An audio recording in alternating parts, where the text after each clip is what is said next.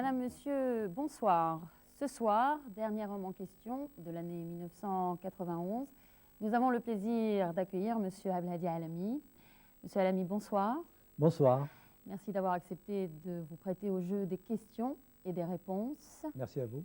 Questions qui vont vous être posées par Monsieur Nasserdine Lafrit de l'Économiste, de l'hebdomadaire L'Économiste, Monsieur Martin Sanchiz, publicitaire espagnol. Vous vous occupez au sein du groupe de communication Nunez et Martin de la promotion du produit touristique marocain sur le marché espagnol.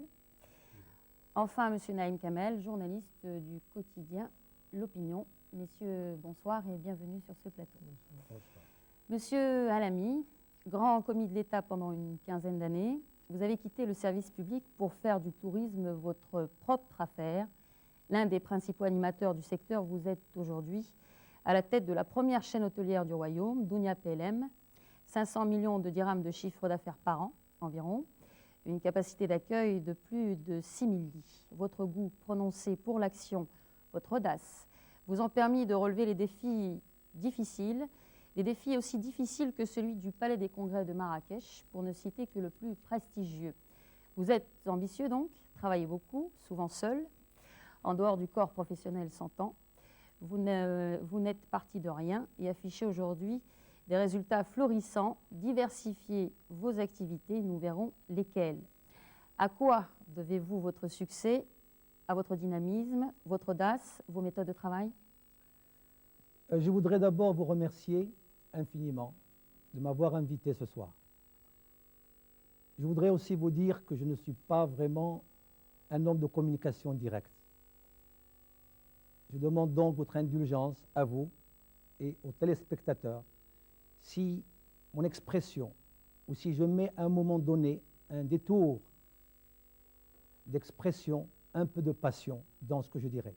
Mais ce que je peux vous assurer, c'est que je vous dirai tout avec beaucoup de transparence, comme cela est connu chez moi et dans le groupe que j'anime. Très bien, nous verrons dans 90 minutes ce que ça donnera. Je vous propose, avant d'aborder les différents thèmes sur lesquels nous allons vous interroger ce soir, je vous propose de voir tout de suite un reportage que nous avons confectionné pour mieux vous connaître, un portrait, quelques témoignages, vos différentes activités, des photos de famille également. On se retrouve dans quelques minutes. Abdelhadi Alami Srifi est né en 1941 à Fès, au sein d'une famille de tisserands. Très jeune, il perd son père, élève attentif, il décroche son baccalauréat philosophie, puis sa licence en droit, entre ensuite au ministère des Finances, gravit rapidement les échelons, inspecteur des finances, directeur des assurances, directeur des finances extérieures. C'est en 1970 qu'il quittera le ministère pour prendre la direction de Maroc Touriste. Il y restera 6 ans. Entre-temps, Abdelhadi Alami se marie, il épouse Eliane en 1966. Il a 2 enfants, Nadia et Karim. La famille, l'esprit de famille, Abdelhadi Alami le cultive, associant ses proches à son travail, à ses réussites. Ce que je peux vous dire à propos de la notion de famille, telle qu'il entend, c'est que c'est une notion très importante, et ceci malgré le fait qu'on se voit peu, parce qu'il faut dire que nous ne vivons pas dans la même ville, et de par ses activités, il est très difficile de pouvoir organiser une vie familiale équilibrée. Mais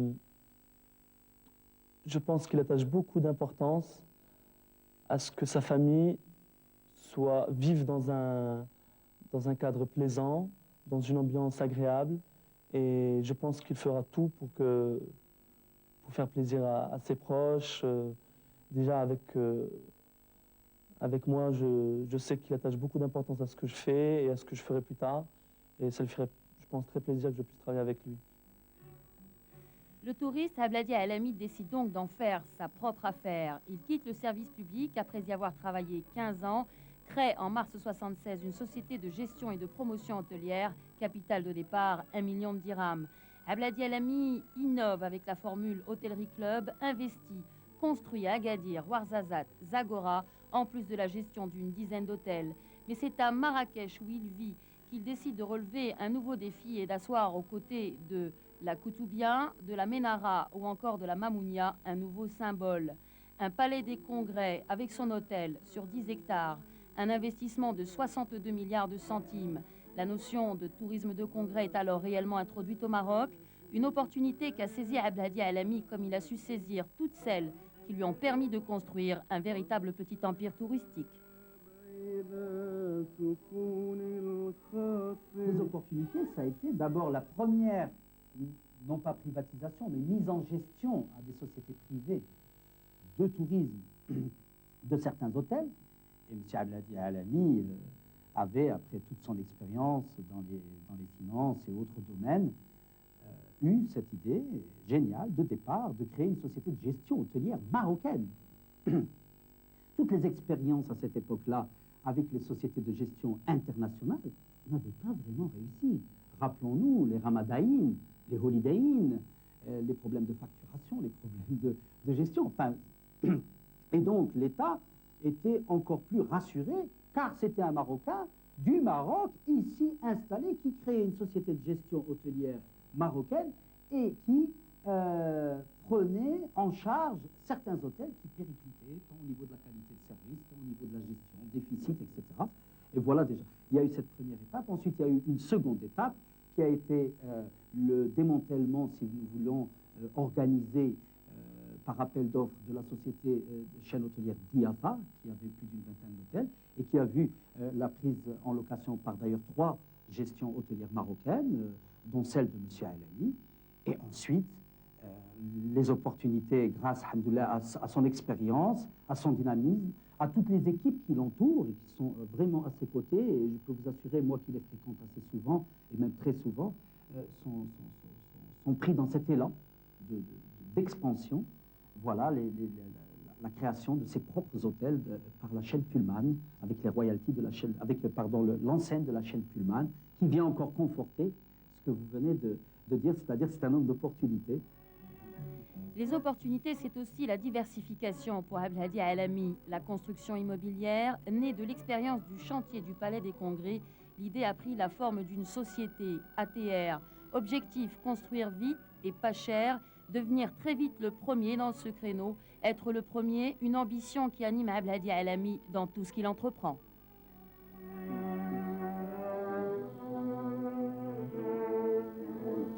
D'abord, c'est Abdelhadi Alami est, à mon avis, un grand entrepreneur.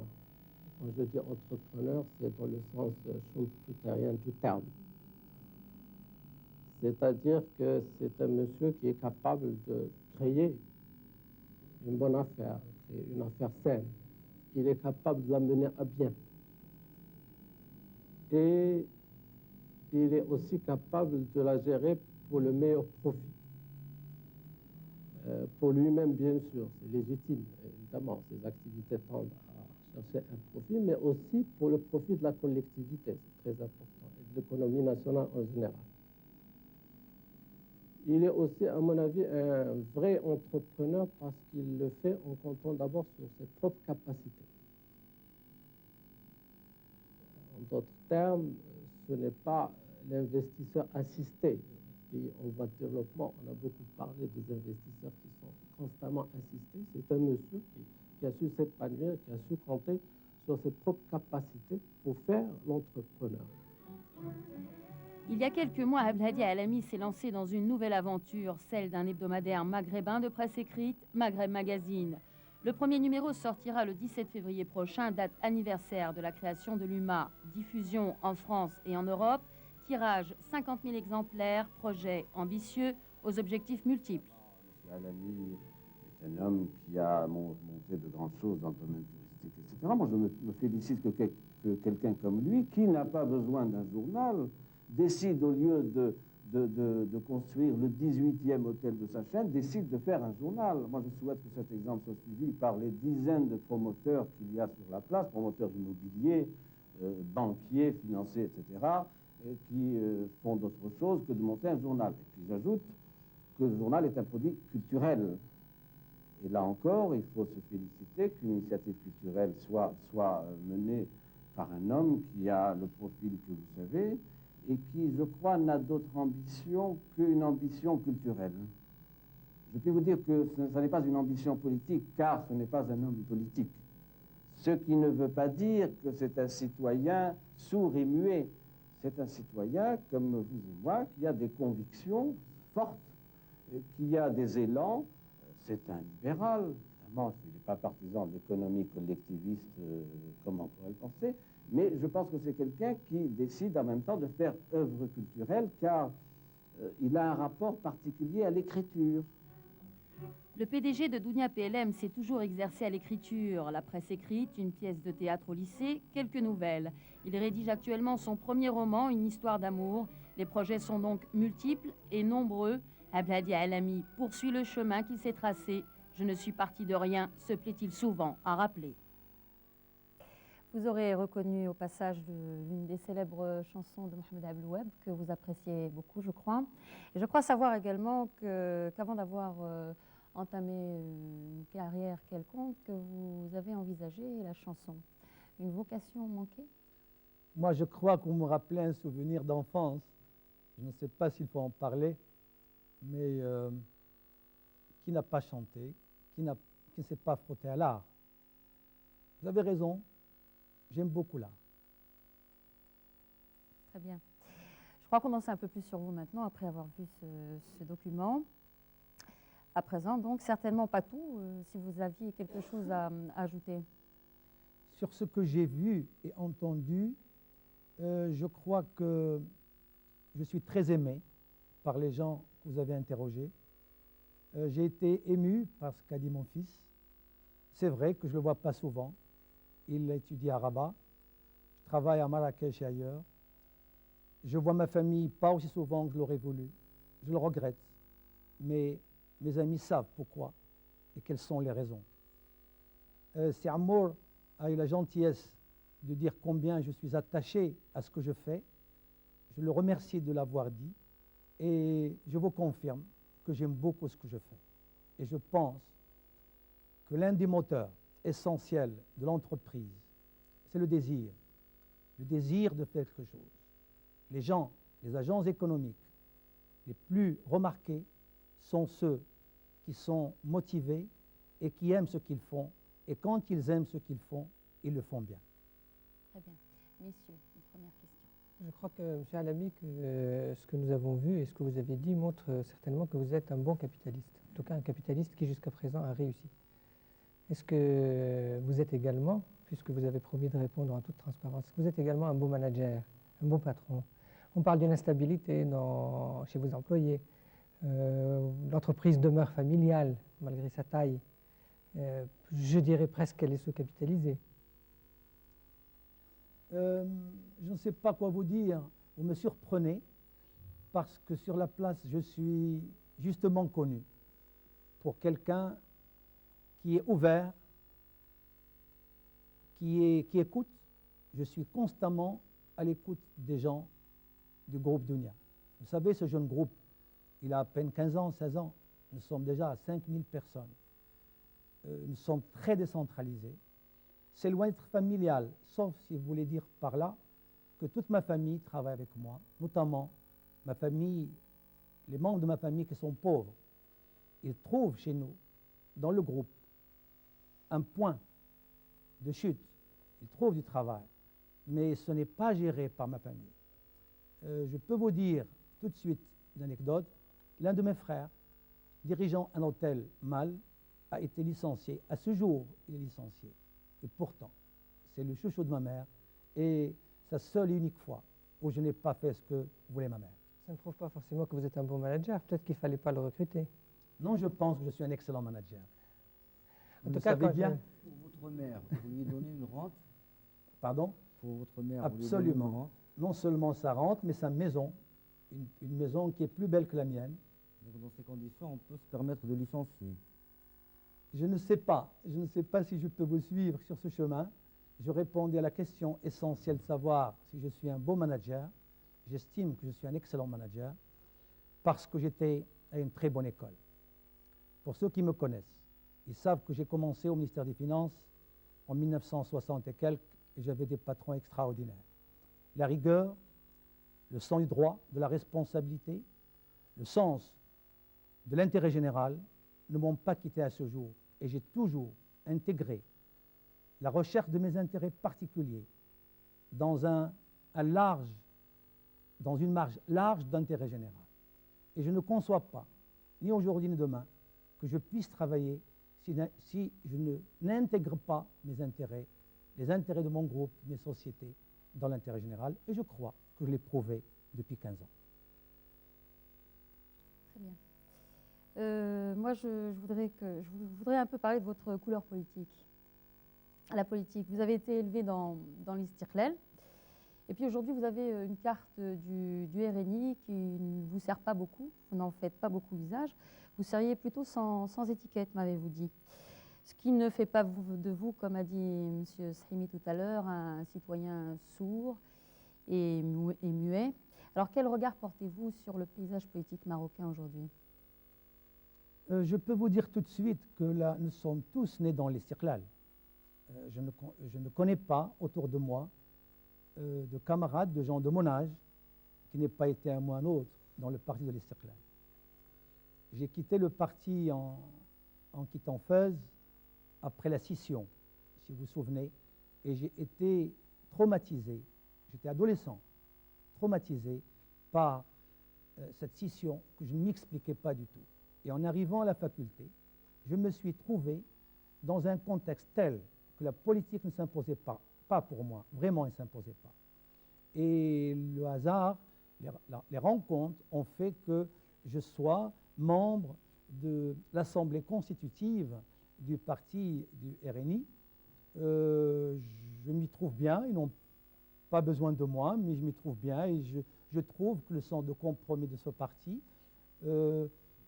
sa philosophie de compromis me va très bien. D'autres questions? Non. Ben, on va enchaîner toujours sur la politique. Et quelle espèce d'ambition avez-vous? Est-ce que vous vous présenteriez, par exemple, aux prochaines élections législatives? La députation vous intéresse-t-elle? Qu'est-ce qui vous intéresserait si toutefois la politique vous intéresse? Je pense que je n'aurai pas le temps. Je n'aurai pas le temps, je ne pense pas. Vous savez, j'ai eu l'occasion de vous dire qu'entre ce que nous faisons tous les jours, les 10 heures de travail par jour, l'esprit occupé 18 heures, constamment, à part le temps, les 6 heures de sommeil, le peu de loisirs, je ne me vois pas du tout laissant mes 5000 employés et aller faire autre chose, sauf si besoin est. Vous savez, les gens de la société civile ne vont vers la politique que lorsque vraiment il y a besoin. Monsieur Lamia, supposons qu'il soit besoin, vous preniez un poste politique, supposez que vous preniez un poste clé. Comment pourriez-vous concilier vos intérêts privés avec l'intérêt public?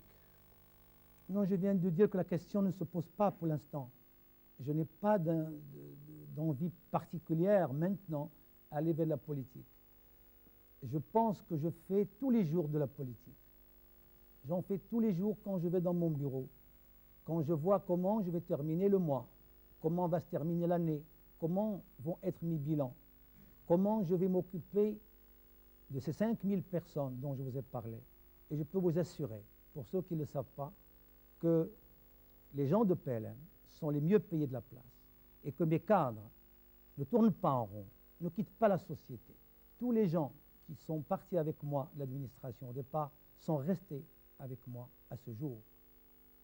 Nous avons chez nous de l'ancienneté qui se mesure par dizaines d'années. Évidemment, dans un métier comme le nôtre, la rotation du petit personnel est importante, vous le savez bien. On ne peut pas s'interposer entre un mari qui veut rejoindre sa femme, une femme qui veut rejoindre son mari. Des choses et des raisons sociales expliquent davantage les mutations, les mouvements qui existent dans notre métier, mais pas nécessairement parce que les gens ne sont pas bien chez moi. Sur vos 5000 employés, combien y a-t-il de smicards? Vous touchez ici un point très sensible et je vous dirai peut-être quand nous arriverons peut-être, probablement, à parler économie générale, que c'est là un grave problème. D'abord, répondre à votre question. La majorité de nos employés dans l'hôtellerie, le tourisme, c'est d'abord des smigards. Ça, c'est un fait. Les femmes de chambre sont des smigards. Les gens de la restauration sont essentiellement des smigards. C'est la pure vérité.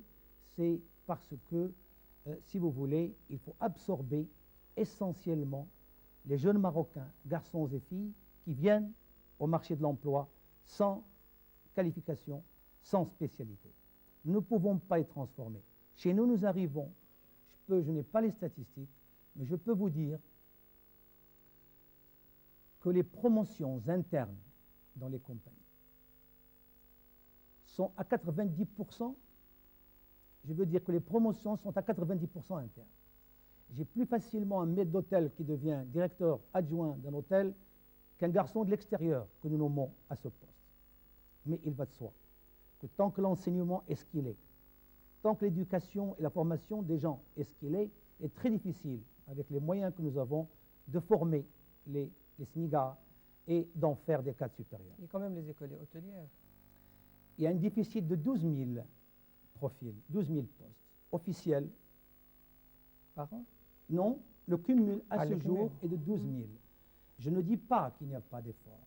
L'effort en la matière est très important. Mais peut-être, au début de cet entretien, il sera difficile de faire la relation de toutes les questions que vous allez poser pour vous dire qu'en fait, c'est notre manière de chercher le développement qui est en cause. Si j'ai bien compris, il y a là un bon créneau, pour le CNJA. 12 000 postes vacants ou profils recherchés. Non, ils ne sont pas vacants. Recherchés. C'est-à-dire que nous avons à la place des gens qualifiés ces fameux SMIGAR dont on a parlé. Bien sûr, la formation ne donne pas le nombre de personnes suffisantes, mais on prend sur le tas. Si vous voulez, ce n'est pas perdu pour tout le monde. C'est peut-être perdu pour le client au niveau de la qualité. Si vous me permettez, pour l'histoire de la formation et des cadres, je crois qu'il y a beaucoup de cadres dans les hôtels, des cadres marocains, dans les hôtels à l'étranger, dans les pays du Golfe, on peut en rencontrer en Europe, on peut en trouver même aux États-Unis, très compétents. Donc il y a un problème, c'est qu'il y a une fuite de cerveau même au niveau du tourisme. C'est-à-dire que le secteur, ses promoteurs, ne sont pas capables de les retenir. Comment expliquez-vous cela? Alors que vous dites, vos employés sont les mieux payés. Oui, vous avez raison. Il y a un problème général qui touche la non-adéquation de la formation et des débouchés qui existent. Mais ça ne touche pas seulement le tourisme. Ça touche un certain nombre de secteurs. Imaginez, les universités, les écoles forment des gens qui veulent se spécialiser dans je ne sais quelle branche. Je ne suis pas persuadé qu'au départ, il y a comme en Allemagne, cette formation, ce qu'ils appellent le dual system, cette formation école-entreprise qui fait que les gens qui vont être diplômés trouvent facilement un débouché parce qu'il a été planifié au départ. Ça, je ne peux pas le savoir. Je ne peux pas savoir qui a reçu tel diplôme, qui est parti, qui est resté.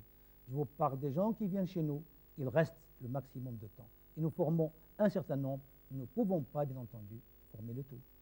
Nous formons, vous ou l'État? Non, je parle de l'entreprise, du groupe L. Vous formez? Bien sûr, nous avons une formation intérieure. Sur le temps? Absolument. C'est-à-dire, il n'y a pas d'école? Non, la formation dans les classes de restauration, dans les restaurants, dans les cuisines. Nous sommes en train de créer à Stade une école qui sera la première, qui va former des élèves pour lesquels la sortie, l'examen de sortie équivaut à la signature d'un contrat. Le débouché est assuré. Et c'est ce que je disais tout à l'heure en pensant au système allemand, ce dual system qui permet à l'école et à l'entreprise de savoir exactement ce qu'on veut faire de ce garçon ou cette fille. Pourquoi avoir choisi Stade? C'est le hasard. C'est le hasard parce qu'il y avait une disponibilité de terrain et de moyens. Vous êtes un entrepreneur, il y a une étude économique à faire normalement. Non, n'oubliez pas aussi que ce stade, c'est à 40 minutes de Casablanca. Pour en revenir à votre personnel, vous qui n'êtes parti de rien et qui avez réussi socialement, vous êtes, je crois pour vous, l'injustice sociale est inacceptable. Alors vous qui dirigez une entreprise de 5000 employés, comment abordez-vous le problème, l'aspect social? Quelle politique salariale? Quels avantages sociaux pour votre personnel? vous savez, ça va nous amener peut-être d'ores et déjà à poser le vrai problème. Quels sont ces vrais problèmes? Il faut partir d'un point ou d'un autre pour qu'il n'y ait pas d'injustice dans un monde libéral que nous avons.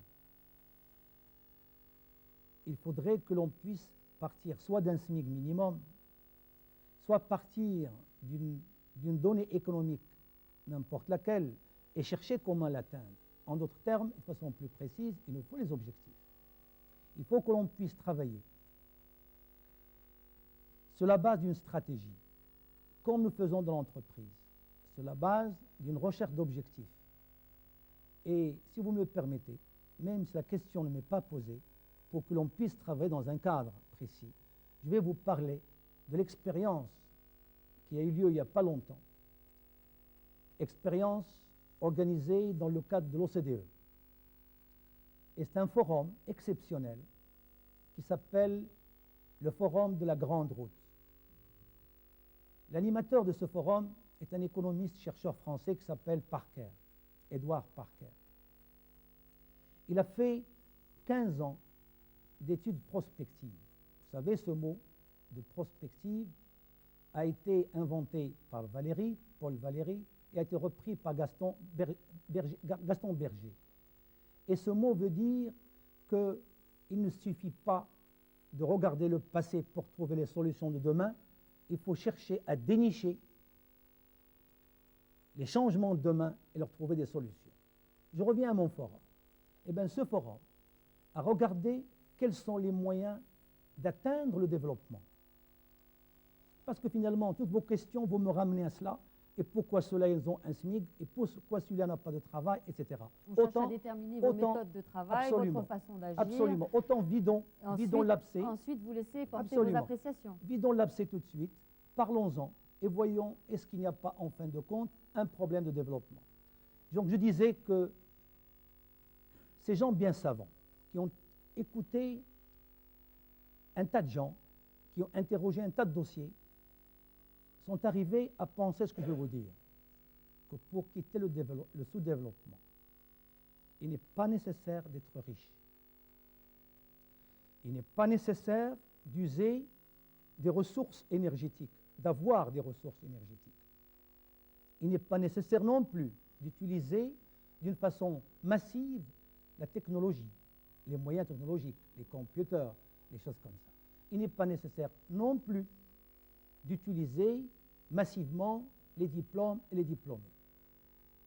Que les vrais moyens de développement, c'est la volonté et l'organisation de l'homme et son désir de dépasser le sous-développement. Et ils ont cité le cas des 6 dragons que vous connaissez, les 4 qui sont connus, plus les 2 qui les suivent. Les 4, c'est Taïwan, Singapour, Hong Kong, etc., plus la Malaisie et la Thaïlande. Et ces 6 pays sont arrivés à moins de 4 décennies à quitter complètement le sous-développement, et à arriver à la moitié des revenus des pays européens. La moitié, eux qui avaient un revenu égal au 20e, seulement au 20e. En moins de 40 ans, ils sont arrivés à dépasser le sous-développement. Alors les gens se sont posé la question, comment se fait-il que ces gens-là aient pu vraiment se dépasser? Est-ce que leur expérience est exemplaire ou exceptionnelle? Ils ont répondu que leur expérience est exemplaire et n'est pas exceptionnelle, que tout le monde peut suivre cet exemple. Et ils ont commencé à regarder, par-ci, par-là, quels sont les pays qui peuvent être éligibles à un genre de développement de ce genre. Je ne voudrais pas vous décevoir. Mais quand j'ai vu le résultat, quand ils ont dit que le Maroc est prévu à l'an 2015, la Tunisie 2005, l'Algérie à l'an 2000, pour atteindre les 4 800 $, contre le revenu que vous connaissez, aussi bien en Tunisie, en Algérie, ici, eh bien, j'ai eu un choc. J'ai dit que le problème au lieu qu'on tourne en rond, le problème, peut-être, se pose en termes beaucoup plus simples, beaucoup plus concrets, comme le problème que poserait un chef d'entreprise. Qui dit, quel est l'objectif final? C'est de sortir de sous-développement. Nous sommes d'accord.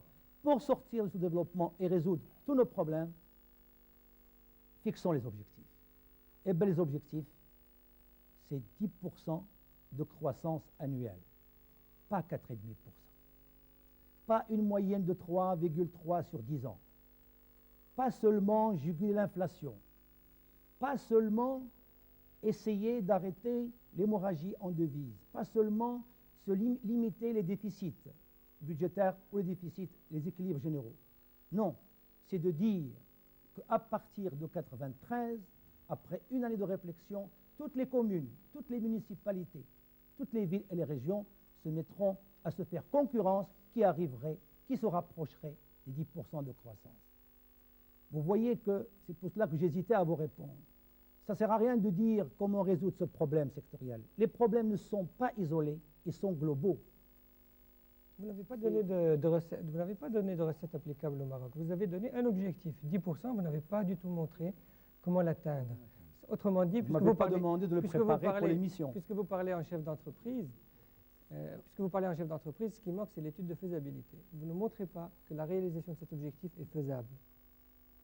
Cher monsieur, moi je vous ai dit, si vous permettez, que d'autres que nous ont essayé autre chose, ils ont réussi. Je n'ai ni l'ambition, je n'ai pas l'ambition, je n'ai pas la force ni la compétence pour vous dire à des éminents experts que vous êtes comment dépasser le sous-développement. Vous m'avez posé la question, je ne suis qu'un chef d'entreprise. Chez moi, je peux vous dire comment je fais. Et je répondrai par là à la question de mademoiselle Sitaï. Alors, écoutez, très bien, puisque vous êtes un... Excusez-moi, vous êtes un opérateur économique, vous créez des entreprises, comme a dit M. Ali Amro tout à l'heure, des entreprises saines, de bonnes affaires. Vous deviez bien avoir quelques appréciations à porter sur ce fameux 10% de croissance, de taux de croissance. Absolument. Est-ce qu'on peut connaître votre idée là-dessus? C'est la question qui vous est posée. Est-ce que vous me permettez de vous donner un exemple concret et j'expliquerai pour l'entreprise qui, à mon avis, ou du moins dont l'exemple n'est pas si important. Mais je vous donnerai un exemple concret. J'ai vécu une expérience exaltante dans une province du sud du Maroc. En moins de 5-6 ans, elle s'est développée, à mon avis, à plus de 10% de croissance par an. Il s'agit de la ville de Ouarzazate.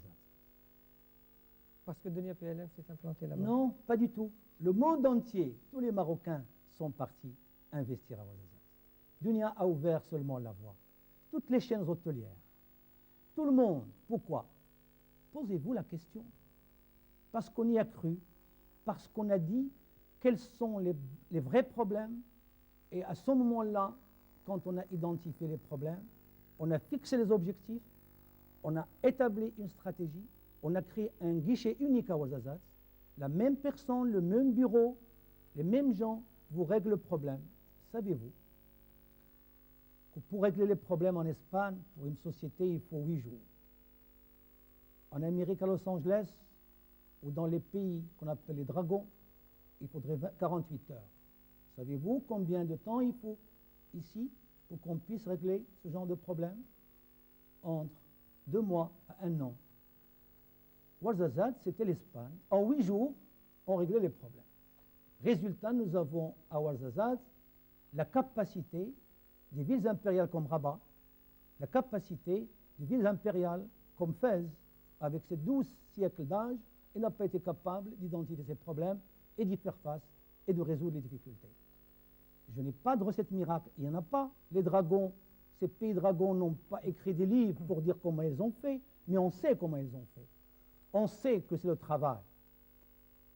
C'est que le petit pays, le plus travail petit, dans quel secteur? Oui, la plus petite ville, qui fabrique du jonc, eh ben, elle le fait mieux que les autres. Celle qui fabrique des tissus, celle qui fabrique de l'électronique. Je dis par là que le sous-développement n'est pas une fatalité. Ne peut pas être une fatalité. Et dans un pays comme le nôtre, dans ce pays libéral, dans ce pays où Sa Majesté a créé un esprit qui n'a jamais existé, un esprit qui a sécurisé le pays. On n'a pas capitalisé ce travail fait par Sa Majesté. Derrière, on ne trouve pas. Nous sommes considérés comme un pays à risque pour les investisseurs étrangers. À tort, bien entendu. Mais c'est parce qu'il y a des problèmes.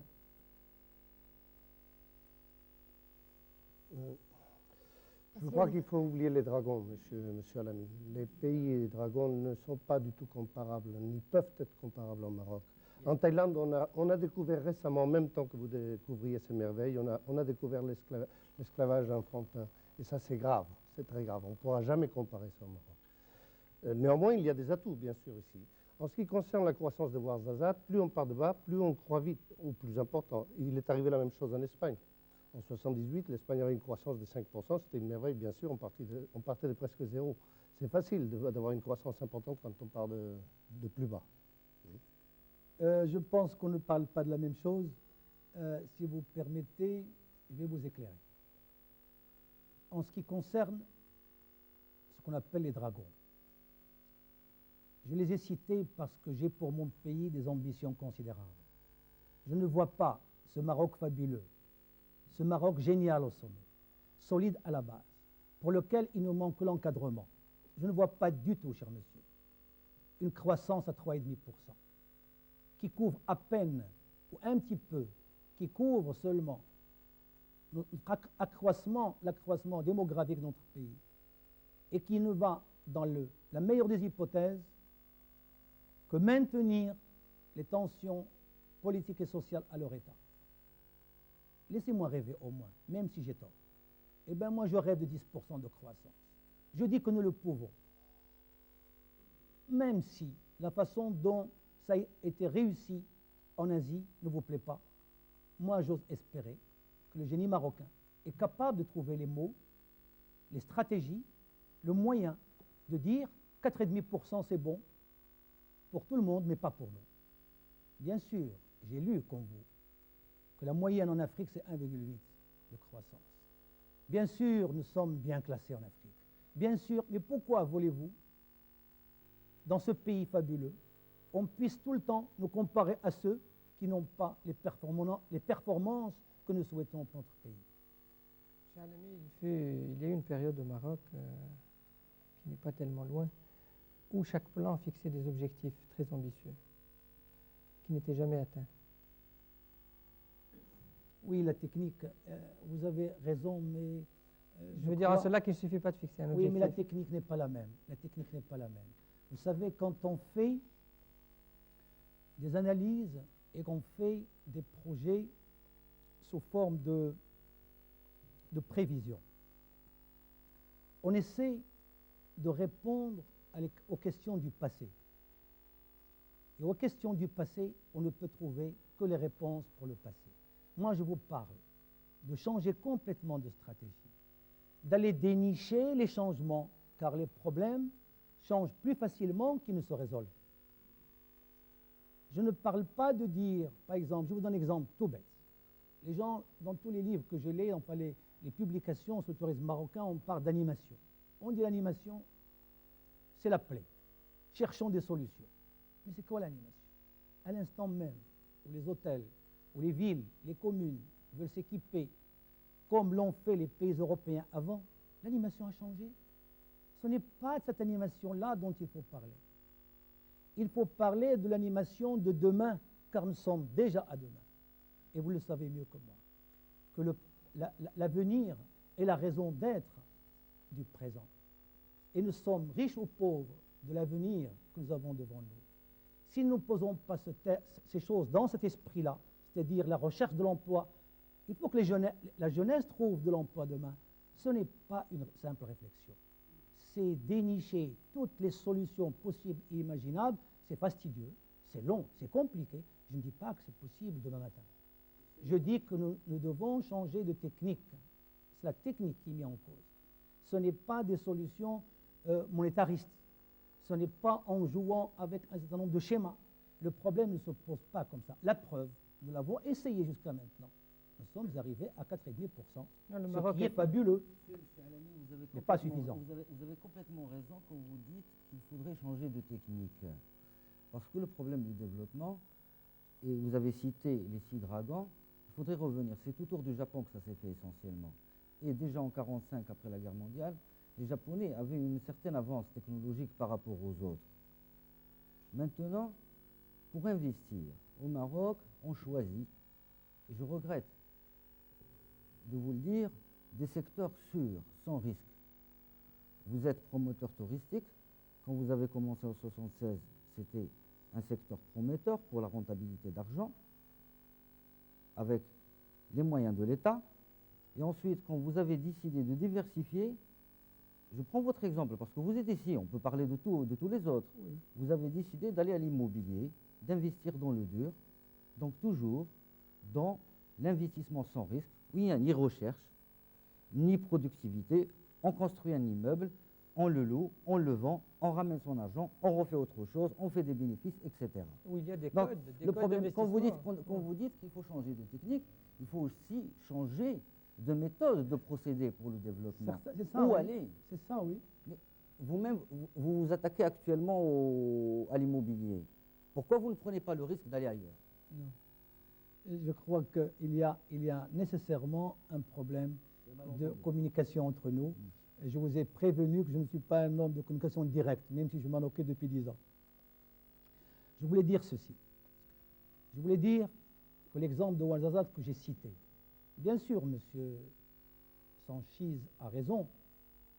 Les progressions des départs sont fulgurantes, sont vigoureuses, et après, ça se stabilise. Mais là n'est pas la question.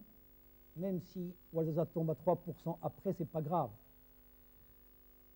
Je dis que la mentalité doit changer. Vous devez avoir à l'idée qu'il faudrait un guichet unique. Et savoir que les problèmes doivent être résolus avec sincérité. Il faut que l'administration joue le jeu. Vous savez que ça fait 16 ans qu'on parle d'une réforme administrative. On n'en parle plus maintenant. Il faudrait que l'on puisse, devant les problèmes d'une commune ou d'une ville, parler sincèrement. Je voudrais rêver et me dire demain, moi qui vais devant les événements économiques, les mains nues, quand je me trompe, sans filet, je tombe et je me casse. Devant moi, des gens prennent des décisions, quelquefois colossales, fantastiques, à conséquences considérables. Ils ne sont pas responsables. Ils décident, mais ils ne sont pas responsables. Je voudrais qu'on se réunisse dans une commune, dans une ville, dans une région, dans une ville comme Marrakech, splendide, mais qui est en train de rater complètement le coche, parce que nous sommes négligents, parce qu'on n'est pas sérieux, parce qu'on ne veut pas parler les yeux dans les yeux. Même les opérateurs du tourisme ne s'entendent plus. La POTM n'est plus. Non, je ne parle pas seulement de l'administration, je vous dis, nous sommes tous embarqués dans un malentendu. Il faudrait qu'il y ait la responsabilité, pour moi et pour vous, journalistes, et pour aussi le fonctionnaire. Je ne parle pas seulement d'une... Je vous ai dit au début que je n'ai pas de leçons à donner. Je ne donne de leçons à personne. Je ne veux absolument pas faire le professeur. Je voudrais vous dire que j'ai essayé dans ma maison le sérieux, la transparence, le discours vrai, agir vrai, venir voir un responsable et lui dire il y a un moyen de combler ces lacunes et qu'il vous entende. Autrement dit, vous l'avez fait et le responsable ne vous a pas entendu. Mais souvent, vous savez combien je dépense 40% de mon temps à régler les malentendus. Et pourtant, vous parlez de je suis entouré d'amis. Vous parlez des responsables au sein de vos établissements ou les responsables au niveau local ou national, gouvernemental? Vous ne voulez pas être gentil avec moi? Si, moi je suis très gentil. Je crois que je ne sais pas, j'ai dû parler avec, je ne sais pas de quelle façon j'ai parlé. Non, sincèrement, ce que je vous ai dit peut être réglé. Je suis persuadé, intimement persuadé, que si demain on le veut, par exemple faire de Marrakech la ville touristique universelle, nous avons tous les ingrédients. Qu'on ne me parle pas de la crise internationale et la bon dos. Quand il y a une crise, une guerre n'importe où, il y aura toujours des gens qui ont de l'argent. Vous le savez bien. L'argent change de poche, mais il y aura toujours des gens qui ont de l'argent. Quand les gens ne vont pas aller en Turquie, ils iront quelque part. Nous sommes depuis 5 ans, j'ai vérifié avant d'arriver, avec le même nombre de touristes européens. avec tout ce que nous faisons. Bataillon de gens, nous sommes 1500 personnes entre le tourisme et l'office, et des centaines et des milliers dans le privé, avec une compagnie aérienne extraordinaire qui travaille, qui se met en question en permanence, s'engageant dans des avions et travaillant. Pourquoi on ne fait pas plus? Je ne suis pas sûr. Ce n'est pas le lieu, je m'excuse. Je ne veux pas insister beaucoup.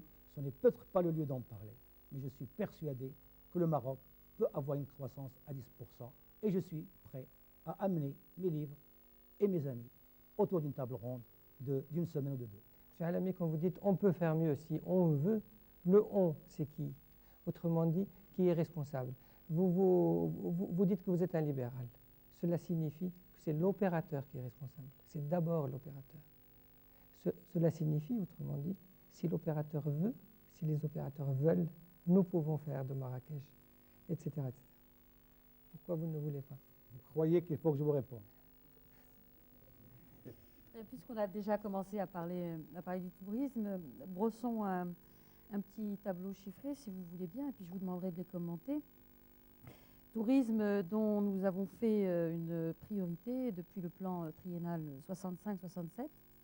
Notre tourisme n'a pourtant pas donné les résultats qu'on escomptait. Les touristes étrangers ayant séjourné au Maroc en 91, je parle de la période janvier-novembre 91. Ces touristes, le nombre de ces touristes s'élève à 2 940 000, près de 9% de mieux qu'en 90, mais notons au passage une baisse de plus de 30% des arrivées de touristes européens et une augmentation de plus de 46% des visiteurs maghrébins, avec en tête nos voisins et amis algériens. Un premier commentaire. Sur ces chiffres. Je dois vous avouer que quand on parle de ces chiffres, je suis triste. Et pourtant, je suis de nature extrêmement optimiste et je suis un battant. Je ne m'avoue jamais vaincu. Mais là, je ne sais pas quoi vous dire. Je n'arrive pas à comprendre, avec tous les moyens que nous avons, ce pays, comme vous expliquez, que vous connaissez, qui est le vôtre, ou de celui de la plupart des gens qui sont ici et qui nous regardent, qui a tous les atouts. Je peux m'arrêter une seconde pour vous dire les éléments les plus importants. Vous avez une hôtellerie qui est la première du continent, une aviation civile qui est la première du continent, et probablement même du Moyen-Orient. Vous avez des agents de voyage marocains, splendides, jeunes, dynamiques, agressifs, qui savent travailler maintenant. Vous avez une restauration, probablement, me disait il n'y a pas longtemps M. Michel Jobert, que probablement c'est la première, et on peut discuter, à la limite, ce n'est pas la seconde du monde. Comment, avec tous ces atouts, que n'ont pas nos concurrents ni nos voisins, comment on arrive à ne pas dépasser 1 100 000, 1 200 000, 1 300 000 depuis 5 ans? Et je n'ai pas regardé les chiffres d'avant. Je suis persuadé que depuis 10 ans, nous stagnons sur l'Europe, sur laquelle nous avons investi argent et hommes. Bien sûr, nous avons une manne pour laquelle nous n'avons pas bougé le plus petit doigt. Nous n'avons pas dépensé le moindre dirham. C'est l'Algérie, 1988, 500 000. Et depuis 1988, tous les ans, j'ai vérifié, 500 000 de plus. Cette année, nous allons avoir, à la fin de l'année, d'après mes calculs, 2 millions de visiteurs algériens. Bien sûr, ils ne vont occuper que 2,5 à 3% de nos chambres d'hôtel. Mais enfin, ils viennent, ils dépensent de l'argent. Et pour parler d'une façon simple, ils nous ont dépannés. Mais ce n'est pas des touristes que nous avons démarchés. Nous n'avons fait ni stratégie sur l'Algérie, ni promotion, ni campagne, ni rien. Ils sont venus, merci pour eux. Mais pour ce qui est de ma tristesse, elle vient du fait que je ne trouve pas la promotion institutionnelle dans laquelle je ne peux pas intervenir, M. Lafrice. Je ne suis pas l'opérateur, n'est que l'opérateur. Il faut toujours l'environnement économique général, l'environnement social général, l'environnement culturel général. Vous pouvez intervenir sur la promotion privée.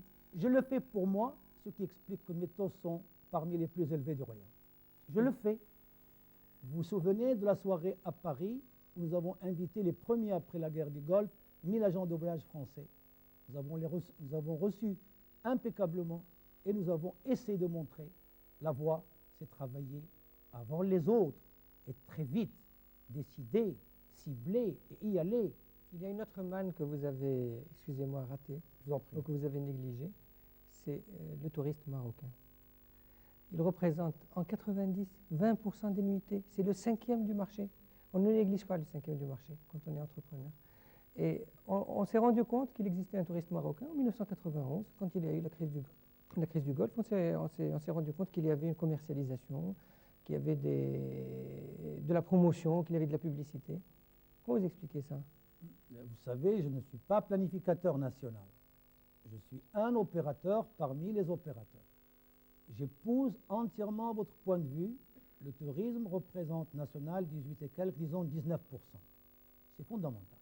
Nous, dans notre compagnie, nous comptons sur le tourisme marocain. Nous développons toutes les démarches nécessaires pour le maintenir et accroître son nombre. Mais voilà, il y a un problème de limite. Quelles sont les limites? Le tourisme national, notre tourisme à nous, avec nos familles, c'est un tourisme qui a besoin d'une structure d'hébergement différente, d'un accueil différent, d'une manière de recevoir différente.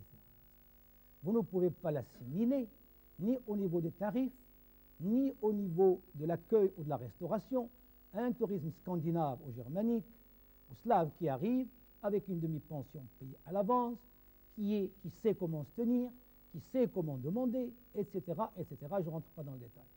Nous ne sommes pas prêts. Ce n'est pas ma faute du tout si cela n'a pas été planifié. Ça se planifie.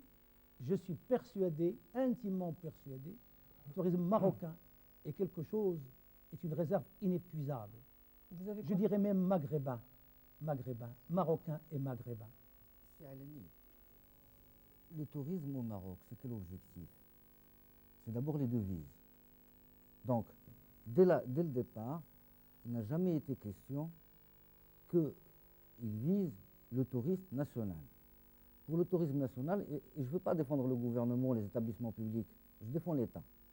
Il y a heureusement des secteurs, on peut citer les douanes, on peut citer les offices, qui font beaucoup pour le tourisme national, par le biais de centres sociaux, d'estivage, etc.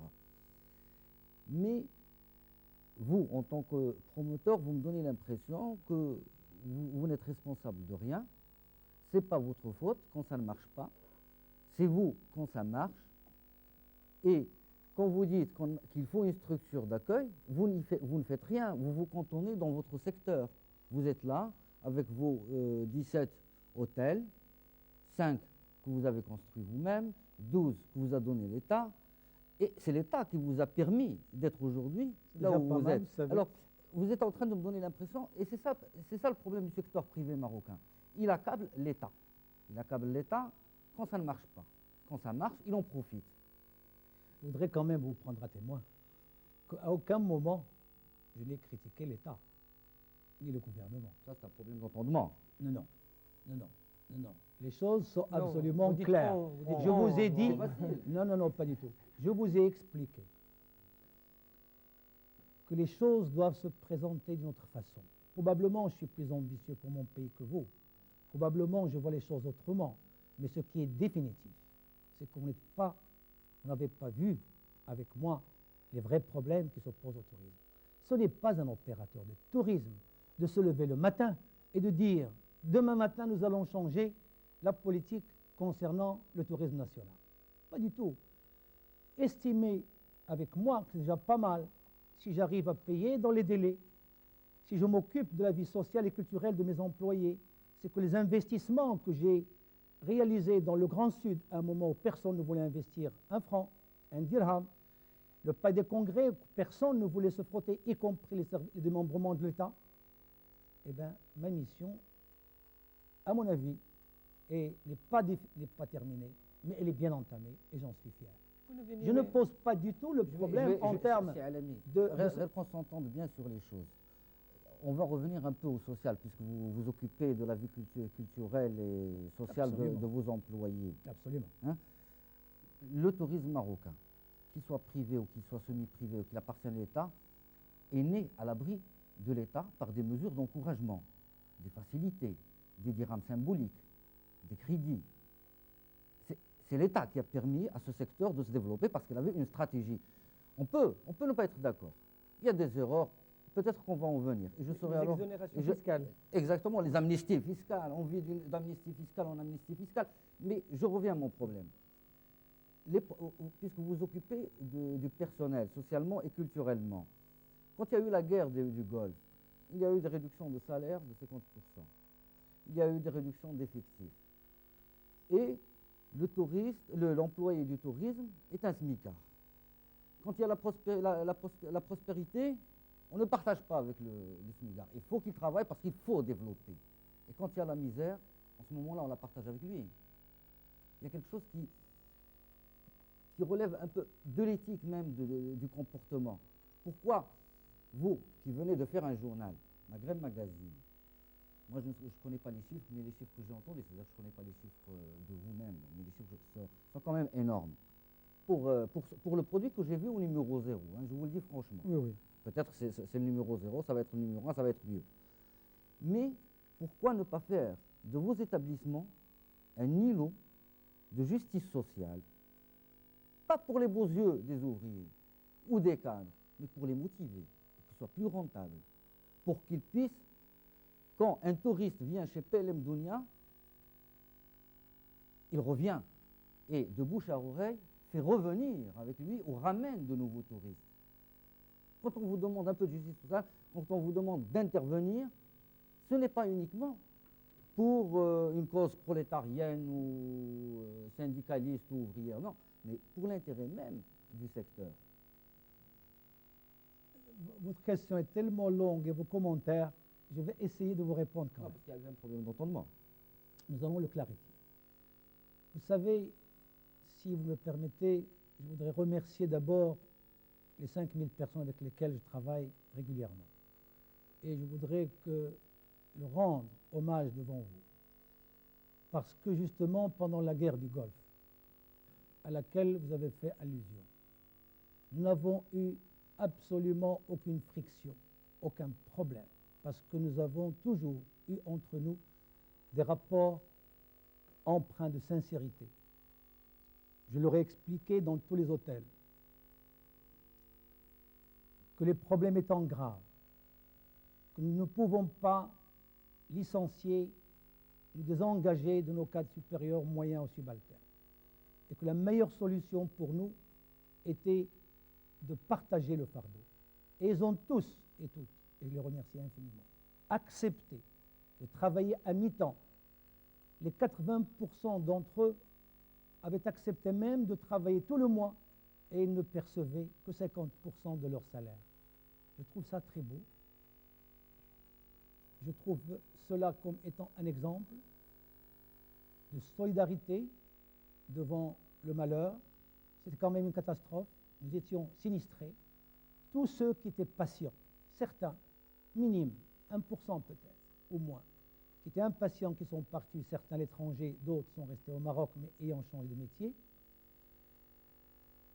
Les autres sont restés et nous n'avons enregistré aucun problème social. Je peux vous assurer que le problème pour moi ne se pose pas dans ces termes. Il ne s'agit pas du tout de parler des petites choses ou des nuisances. Vous avez remarqué que je ne les ai pas soulignées. Je vous ai parlé des choses importantes. Je voulais vous communiquer ma passion, quelque chose de collectif qu'il faudrait qu'on trouve pour nous en sortir, non pas d'une façon petite par la petite porte. Je vous disais que grâce à Sa Majesté, nous avons donné à ce pays a le ton, à ce qu'il faut, les portes sont ouvertes. Il y a de grandes choses de fait, si vous voulez, 36 ans de sécurité, 36 ans de travail considérable au niveau du sommet, de la planification, de l'orientation. Je peux me permettre d'être triste, puisque derrière, je ne me sens pas, c'est mon droit, d'estimer que mon pays mérite plus que ça, que l'administration doit s'y mettre et que le privé aussi doit s'y mettre. À aucun moment, je n'ai séparé le gouvernement, l'administration ou les établissements publics de l'effort du privé. À aucun moment dans mon esprit, quand j'ai dit il faut qu'on s'y mette, c'est nous tous. Maintenant, est-ce que PLM doit faire des immeubles ou doit faire des hôtels ou des fermes, je peux vous dire qu'il n'a pas le moindre immeuble et que toutes les boutiques qu'il a, il ne les a pas louées. Il n'a absolument jamais spéculé, et je le dis ouvertement, de façon à ce qu'il n'y ait point d'équivoque. Nous sommes en train de devenir constructeurs parce que nous avons appris en 6-7 ans à construire. Nous avons 6 mois d'âge. On est encore jeunes. Priez pour que nous réussissons. Et nous le faisons pour notre pays. Et les premiers contrats qu'on a signés utilisent 1500 employés. 1500 emplois tout de suite après 6 mois d'ouverture de ce que mademoiselle Sitaël a bien appelé les ateliers techniques réunis, installés dans cette splendide ville de Marrakech. Je ne suis pas un spéculateur immobilier, quoique c'est respectable, la loi l'autorise et le permet. Je ne suis pas un spéculateur de tout genre, pas du tout. Je suis allé là où personne ne voulait y aller. J'ai pris des hôtels à l'administration qui ne marchaient pas du tout. J'ai travaillé et fait travailler. Nous avons gagné de l'argent, investi intégralement dans le secteur. Nous n'avons d'argent nulle part. Ça m'étonne de la part d'un libéral que vous disiez que vous faites tout ça pour votre pays. Je pense que l'entrepreneur libéral... Vous voulez m'enlever ça? Non, je pense que l'entrepreneur libéral... Vous ne serez pas venu. Je pense que l'entrepreneur libéral devrait... Si vous laissez terminer. Je pense que l'entrepreneur libéral devrait le faire d'abord pour lui-même. C'est sain, légitime. Et vous devriez le revendiquer, à mon avis. Je crois que vous n'avez pas fait attention à une confession que je vous ai faite. Je n'étais pas obligé. J'ai été élevé avec de grands maîtres. Mes parents et mon grand-père maternel a fait 10 ans de prison pendant le protectorat, dans la campagne. J'ai vécu au sein d'un parti qui avait les options, les visions que vous savez. Et quand j'ai quitté l'administration, jamais, au grand jamais, je n'avais une pensée capitaliste pure du style « après moi le déluge ». Je me sens concerné par tout ce qui se passe autour de moi, dans ma ville, dans ma région et dans mon pays, et c'est ce qui m'angoisse et qui me rend passionné. Vous savez, je ne m'estime pas être un homme d'affaires ordinaire.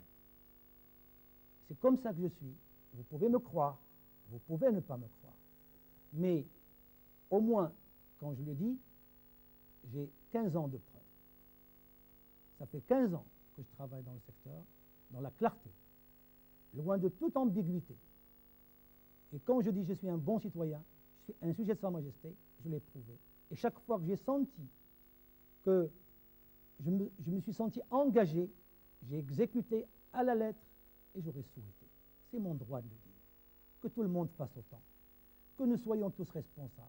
Que le parasol du souverain soit pour tout le monde et qu'il n'y ait pas de genre de sujet. Des sujets qui peuvent se tromper sans qu'ils paient et des sujets qui, comme moi, s'ils se trompent, ils paient. Voilà exactement mon discours. Ce discours est le mien. Je ne vous l'impose pas. Mais c'est exactement comme ça que je pense et comme ça que je suis. Pour en revenir au tourisme, il y a des grandes choses qui peuvent vous paraître petites, comme celles dont je vais vous parler, et qui préoccupent un certain nombre de personnes, à quelques jours, par exemple, du réveillon, donc du jour de l'an. Actuellement, nous assistons à Marrakech notamment à une espèce de tarification sauvage de la part des hôteliers qui augmentent leurs prix alors qu'ils n'en ont pas le droit, qui imposent à leurs clients de payer le gala de fin d'année alors qu'ils ne souhaitent pas y assister. Est-ce que vous pensez que ce sont des façons d'encourager le Marocain à visiter son propre pays, pour ne parler que de lui? Vous savez, c'est un métier très très difficile.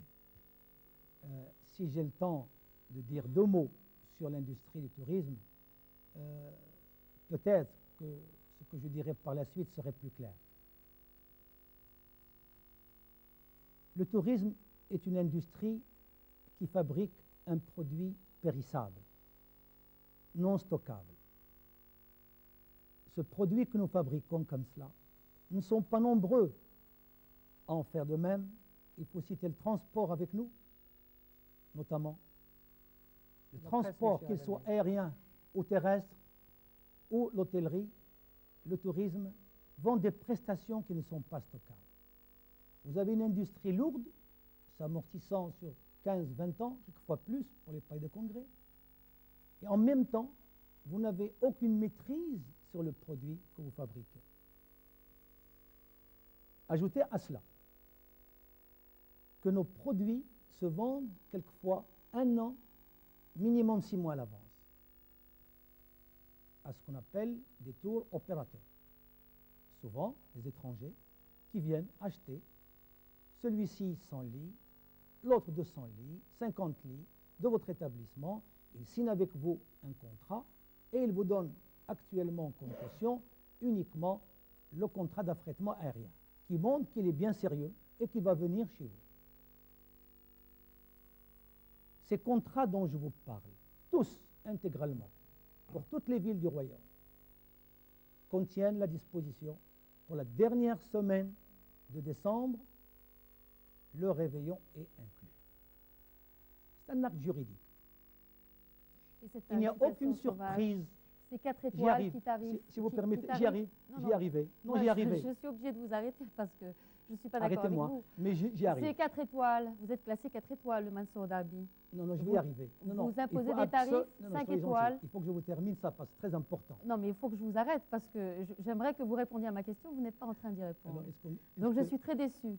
Je vais y aller. Voilà. Je vais y aller. Alors, allez-y. Ne soyez pas déçus, je vais y aller. Allez-y. Donc, je dis ce contrat dans lequel il y a cette obligation pour le client est quelque chose de juridique. Je vous ai répondu. Vous ne m'avez pas entendu. Écoutez. Je vous ai dit que la dernière semaine est incluse dans le contrat. Et évidemment, nous travaillons d'une façon assez importante. C'est un contrat d'allotement avec des grossistes. Il se peut qu'un citadin, qu'un passant marocain ou étranger habitant le Maroc arrive dans un hôtel et on lui dit « Toi, qu'est-ce que tu veux? Je veux une chambre, 1 semaine, 2 jours à la fin de l'année. » Il dit « Non, je ne vends que la semaine et dans la semaine, je vends le réveillon. » C'est une pratique depuis l'indépendance. Depuis l'indépendance, ça a été toujours pratiqué par l'hôtellerie marocaine. J'ai été surpris considérablement quand j'ai entendu des bruits autour de cela. Qu'est-ce qui se passe? L'hôtellerie marocaine refuse les clients à la fin de l'année, leur oppose des tarifs particuliers. Il n'y a absolument rien de tout cela, sachant que les hôtels marocains ne pratiquent pas tous le réveillon. Et puis enfin, ces réveillons s'adressent à une clientèle étrangère. Les Marocains n'ont pas, je ne vois pas qu'est-ce qu'ils vont faire dans un réveillon. À la limite. Vous voyez pas ce à la limite. Vous voyez pas ce qu'un Casablancais peut aller faire à Marrakech, par exemple. Mais pas du tout. Je parle de réveillon, je ne parle pas de cela. Je crois que je vous ai répondu sur ce point. C'est une pratique depuis l'indépendance. Les Marocains qui réveillonnent. Très bien.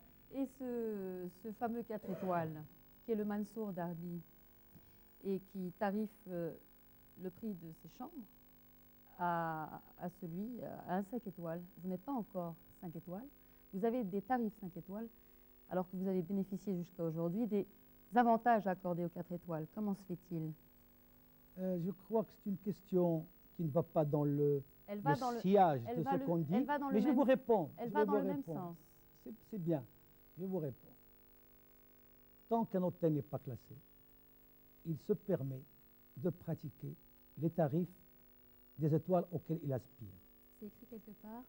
C'est la pratique depuis 30 ans. Très bien. Interrogez. Faites-moi confiance ou interrogez. Très bien. Donc cette pratique est courante, elle est tout à fait routinière et c'est normal. Ceci étant, pour moi, le Mansour Darby est un établissement entre le 4 et le 5. Il sera 5 ou 4, ça n'a aucune sorte d'importance. Toujours est-il, il a été admis au départ, à l'ouverture, à figurer parmi les hôtels clubs, et tous les Pullman sont des hôtels clubs, et ils ne sont pas soumis à une réglementation tarifaire particulière, et ils bénéficient d'une liberté tarifaire, pour autant que ce tarif ou ces tarifs pratiqués soient portés à la connaissance de l'administration, ce que nous avons toujours fait. Monsieur l'ami, quand on parle de tourisme, je constate avec regret l'absence de cadre de l'administration autour de cette table. Pour ce qui est des chiffres, les chiffres que vous avez cités depuis 1985 sont corrects et un peu tristes. En matière de tourisme, c'est important de voir à long terme. Et je crois qu'il est mieux de parler de tendance. qu'est-ce qui s'est passé depuis 10 ans, et aussi et surtout, qu'est-ce qui peut se passer dans 10 ans. Alors, ce qui s'est passé depuis 10 ans, c'est que la croissance du nombre de touristes a été en moyenne annuelle de l'ordre de 10,5%. Mais, si on se réfère aux Européens, elle a été seulement de 2,3%. En ce qui concerne les recettes, effectivement, depuis 1980 jusqu'à 1990, elles ont une croissance moyenne annuelle de 19,6 à peu près. Il est vrai que maintenant, elles descendent. Qu'est-ce qui peut se passer pour dans 10 ans? Vous parliez tout à l'heure d'un taux de croissance général de 10%. L'Office mondial de tourisme prévoit une participation de l'Afrique en général de l'ordre de 5% sur 638 millions de touristes. La part qui reviendrait au Maroc serait de l'ordre de 6 millions par rapport à 3 qu'on a maintenant. Je vois difficilement le taux de 10%, monsieur l'ami. En matière de tourisme, en tout cas. Difficile. Je ne voulais pas lire de papier. Si vous m'autorisez à vous lire les chiffres, je suis prêt à le faire. Je suis désolé. De 1986 à 91 ou à 90, nos recettes n'ont augmenté que de 10, 15,6, 13, 4 et 22%. Chiffre office d'échange. Il n'y a pas 18, il n'y a pas 20. C'est évident, je vais vous dire pourquoi. Tout simplement parce que vous avez en 1986 très peu de Maghrébins. Nous avions en centimes 6 milliards et demi. Nous sommes passés en 87 à 7 milliards,3, en 88 à 8 milliards,2, et nous avons à ce moment-là commencé à avoir un demi-million d'Algériens. 89, on est monté à 8 milliards,6 avec 1 million de visiteurs algériens. En 1990, on est passé à 10 milliards de dirhams, 5, avec un taux de croissance de 22%. Ce n'est pas important. Le plus important, c'est de ne pas, si vous voulez, il ne faut pas accepter 10%, 5%, 3%. C'est de voir comment nous sommes toujours aux environs du million d'une clientèle européenne qui est notre réservoir, cette Europe qui est notre réservoir, qui est notre chance, notre salut demain. Il faut que le wagon soit accroché à l'Europe sur le plan touristique. Il faut qu'on soit diligent, qu'on soit attentif. Ce n'est pas normal que depuis 1985, on n'ait pas investi sur le plan de la promotion, qu'on n'ait pas regardé, qu'on n'ait pas appris à être phénicien. Un peu phénicien, pas beaucoup. Je ne trouve pas. Vous me direz que ça ne nous a pas empêché ou empêché certains de faire de bonnes affaires. Mais ça ne me console pas. Ça ne me console pas du tout. Moi, monsieur, quand on me dit qu'on a fait 1,5 milliard de dollars de recettes, je dis le royaume peut se permettre 3 milliards. 4 milliards de recettes. Je peux vous assurer que nous en avons les moyens. Nous avons les moyens d'arriver à cela. Savez-vous que nos lits sont occupés depuis 10 ans à hauteur de 42% taux de fréquentation? Je dis les lits, pas les chambres. 42%. Qu'est-ce qu'on fait des 60%? Je ne parle ni d'occupation, d'augmentation de capacité. Je ne parle pas d'hôtels nouveaux, ni de techniques nouvelles. Je dis le capital dont nous sommes dotés. Et vous le savez, 90 000 lits à peu près classés, impeccables. Ces lits, ces chambres ne sont pas occupées, alors que nous sommes le pays le moins cher de la Méditerranée, avec, je viens de le recevoir hier, les tarifs 91, 400 dirhams les 4 étoiles. Ça veut dire moins de 300 francs français, 260 et quelques francs français, 2 personnes dans une chambre, 4 étoiles. Il y a un problème. Il y a un problème. Les choses se présentent, ils sont analysés de façon séparée, partielle, mais il n'y a pas cette analyse globale qui dit cet instrument doit être rentabilisé au maximum, doit donner le maximum. Nous ne vendons pas des produits cheap. Le royaume, ce n'est pas n'importe quoi. Voilà Vous Pourquoi parlez gérer la souvent différence? de la promotion. Dans le marketing du tourisme, il y a au moins 4 variables en plus de la promotion. Il y a le produit, il y a le prix, il y a la distribution et il y a l'image en général. Bon, on ne peut pas parler que de la promotion. Exact. Le produit et le prix, c'est vous. Exact. Et la distribution en partie aussi, c'est vous. Et sur le plan de la qualité du produit, Si vous permettez, sa question est pertinente et à mon avis, elle est au fond du problème. Vous avez 1000 fois raison et nous nous rejoignons au moins sur un point, c'est que l'analyse doit être globale. Je ne voulais pas être critique, ni pour dire pourquoi les produits ne sont pas affinés, ni pour dire pourquoi nous n'avons pas appris à regarder les problèmes de maintenance avec sérieux. Pourquoi nous n'avons pas regardé les problèmes de l'environnement global des villes et des communes? Pourquoi nos aéroports ont toujours le même genre de problèmes? Sous-équipement, personnel insuffisant, taxis de remise datant probablement pas de la guerre, mais c'est pas loin. Prix, calèche, restaurant, guide pour guide, tout cela, je ne veux pas entrer dans ce détail. Ils sont connus et dans les dossiers. Le prix auquel nous vendons, la démarche commerciale, promotionnelle et marketing, tout cela est global. Et c'est pour cela que vous me trouvez cherchant des solutions globales. Jamais je n'ai dit que le miracle viendrait de la promotion. C'est évident. On ne vend que ce qu'on fabrique. Et si ce qu'on fabrique est cheap, il sera mal vendu. S'il est bien fait, mais il n'est pas enrobé correctement, il sera mal vendu. Nous devons former les femmes et les hommes pour le vendre. Nous devons affiner le produit. Nous voulons tout simplement. Prenez, comme je vous disais tout à l'heure, le cas de Marrakech. Donnez-moi un argument contre la ville. Il n'y en a pas. Tous les inconvénients qui existent viennent de nous, la façon de la gérer. La ville, millénaire, impériale, universelle de richesse et de culture. Et pourtant, on en fait quoi? Une ville qui travaille, qui a travaillé à 39% de fréquentation en 90, qui tombait à 26% de fréquentation en 91, qui se lamente, qui se perd, qui se pose des questions, qui a le doute, alors qu'il n'y a aucune raison, si on voulait regarder les problèmes en face, si on voulait se mettre autour d'une table et parler sincèrement. Je voudrais que vous me fassiez au moins plaisir sur ce point, c'est que ce problème de sincérité est fondamental dans mon esprit. Et si vraiment on est d'accord sur ce point, j'aurais au moins j'aurais communiqué correctement avec vous. Il faut de la sincérité. vous n'avez pas répondu à la question sur la qualité du produit. Monsieur Sanchez vous a dit la qualité du produit, c'est vous. Je dis que c'était un élément de marketing. Alors question de, Autre, voilà, avec, à votre la mienne, service. sur la qualité du produit, c'est vous la qualité du produit. Et pas mal d'hôtels viennent d'être déclassés. Cela me semble être un désaveu de la part de l'administration de tutelle.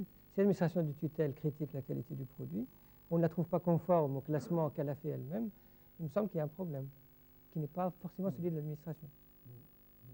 Vous avez aussi mis le doigt sur un problème sensible.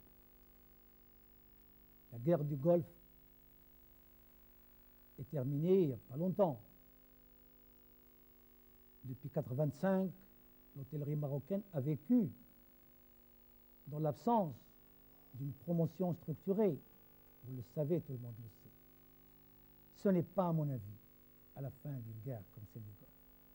Tarissement des ressources, problèmes psychologiques, des gens absolument atterrés qu'on vient déclasser.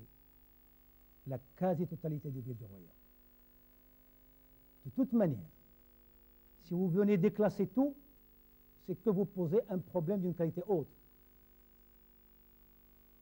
On ne peut pas attendre 10 ans et puis venir tout déclasser. Juridiquement, le marché marocain a un problème quasiment insoluble. Le marché de l'hôtellerie. C'est que les Théo qui ont acheté, qui ont loué, pris des engagements, pris des chambres chez les hôteliers marocains, se retrouvent avec un flot d'hôtels qui a été déclassé complètement et qui sont en droit demain de venir dire, messieurs, les hôtels de Marrakech ne sont pas ceux qu'on a achetés, donc nous tombons les prix, nous descendons les prix. De toute façon, Le on serait problème tombé qui dans se ce posait, problème. vous me donnez une seconde, le problème qui s'est posé en fait après la guerre, c'est de venir, comme nous l'avons suggéré en son temps, voir les hôteliers et leur dire, on sait que vous avez reçu une gifle, on sait que vous avez des problèmes invraisemblables. Quelle est la solution? Crédit hôtelier? Crédit bancaire? Voyons cas par cas, groupe par groupe, et vous avez 6 mois, 1 an pour retaper vos hôtels. C'est fini maintenant. Mais venir sans préavis, déclasser 95% d'Agadir, 100% de Tanger, ça règle quel problème? Dites-moi. Ça va régler quoi? Ça aurait peut-être Ces hôteliers, on sait qu'ils n'ont pas d'argent maintenant. On le sait, puisqu'ils sont sortis de la guerre. Ça aurait peut-être été pire si les touristes étaient venus, croyant aller dans un 5 étoiles ou un 4 étoiles, et trouvant un autre. Exactement. Je suis désolé, c'est un mythe. Peut-être que ça aurait été C'est un pire. mythe. Et il faudrait peut-être qu'on le libère tout de suite, ce mythe, parce que nous allons traîner toute l'émission. Vous Nous savez, arrivons bientôt à la fin, alors je vous demanderai d'être bref. Et dans les questions et dans les réponses, je peut-être vais- une dernière je- question, je, monsieur je vais Kamel. répondre aussi à si vous permettez. Oui. C'est un mythe que de croire que les étrangers n'aiment pas l'hôtellerie marocaine. Je fréquente l'étranger depuis 20 ans. Je reçois des théos. Je peux vous donner toutes les précisions que vous voulez. L'hôtellerie marocaine est appréciée à l'étranger. Rapport qualité-prix, c'est l'une des meilleures que je connaisse sur la planète. Évidemment. Je parle des théos des clients. Pour les théos ou pour les clients? Si Pour vous les jouez théos, sur je suis les mots. d'accord. Mais pour les clients, c'est différent. Est-ce que ces déclassements sont justifiés? C'est ce que je comprends de votre... Alors, il faut bien commencer un jour par déclasser. Il faut commencer un jour par assainir. Alors, d'après vous, on va donner des délais. Ces délais, moi, j'ai lu dans un journal aujourd'hui qu'il y avait des lettres du ministère du Tourisme pour déclassement. Alors, et il y a des rappels où on dit, on vous avait donné un délai de 6 mois, ou on vous donne encore un délai de 6 mois. Je crois que ça se Non. fait, c'est dans la pratique. Non, la plupart sont des déclassements. Et le problème que je vous expliquais est un problème de nature. Regardez. Comment voulez-vous venir nier quelque chose qui existe de façon globale, alors que le problème était de chercher à classer. Si tous les 4 étoiles deviennent 3, si tous les 3 deviennent 2, si les 5 deviennent 4, il y a un problème de classement. Il y a un problème pas inhérent à l'hôtel, si vous voulez. Je ne sais pas si je me suis bien fait comprendre. On ne peut pas tout déclasser. Peut-être que dans les 4 étoiles, on trouve 4 qui ne sont pas bons. On dit, mettez-vous au diapason. Mais si toute la catégorie passe à 3, toutes les 3 passent à 2, j'ai dit, il y a un problème. Et qu'on ne peut pas régler de façon administrative. Il faut du temps, de l'argent, il faut réfléchir. Et ça fait partie des problèmes globaux. Comme j'ai dit, rien n'est isolé. Autrement dit, on a besoin de l'État pour vous soutenir, mais pas pour vous sanctionner. Pas du tout. Apparemment, il y a un problème de dialogue avec tout ce que vous venez d'évoquer entre l'État Absolument. et le privé. Je ne dis pas l'État. Un problème de communication, il n'y a jamais eu, il n'y a pas d'instance réunissant toutes les parties concernées pour pouvoir réfléchir, dialoguer, analyser les problèmes que connaît le tourisme marocain et y apporter des solutions. Il n'y a pas de livre blanc, il n'y a pas de conseil national du tourisme, par exemple, qui réunirait tout le monde. L'idée n'est pas en cours, l'idée n'a pas été soumise. Pourquoi ce manque de dialogue? Non. D'abord, il faudrait qu'on soit clair. À aucun moment, je n'ai dit qu'il y a un problème avec l'État.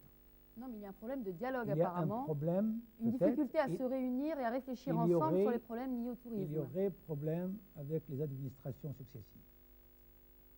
Il y a un problème d'approche globale.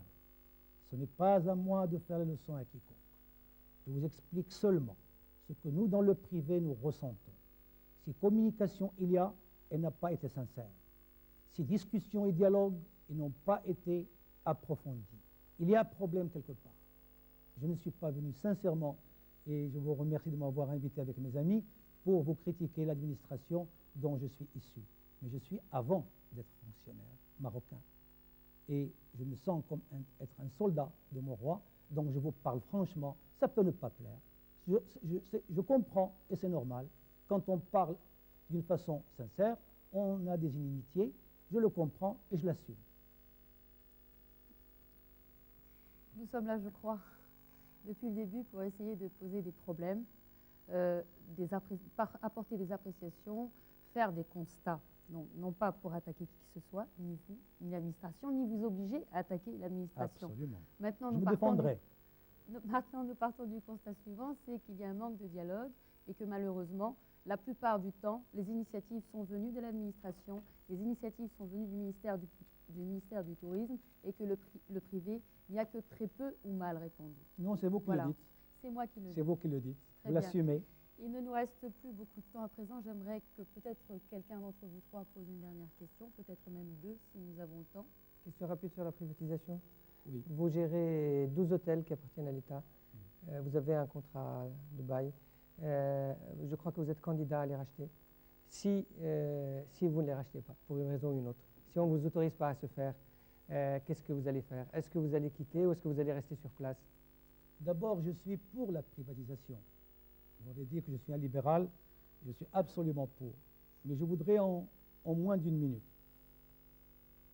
vous apporter le point de vue des hôteliers concernés par ce problème. Pour nous, la privatisation a été déjà faite en 75-76. Pourquoi? Parce qu'il est tout à fait normal qu'une usine de sucre à vendre à privatiser ne ressemble pas au cas de l'hôtel à privatiser. Les hôtels dont vous parlez sont d'ores et déjà entre les mains de privés. Elles sont gérées selon les conditions et les techniques libérales du privé. Il manque tout simplement à savoir qui est propriétaire des murs. Le fonds de commerce appartient aux exploitants. C'est du droit commun.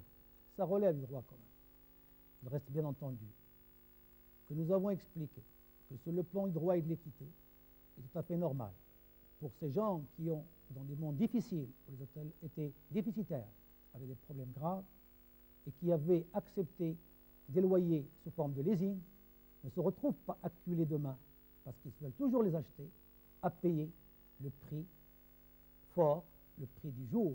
Ce ne serait pas équitable, étant donné que la philosophie en la matière pour nous doit être une philosophie non mercantiliste, une philosophie économique générale qui tient compte de tous les facteurs, notamment de celui de ne pas casser les chaînes hôtelières, de ne pas disperser le personnel et de tenir compte, si vous le permettez, d'un facteur fondamental, à savoir ces hôtels ont déjà été payés à travers les loyers et les participations bénéficiaires auxquelles ils ont donné lieu.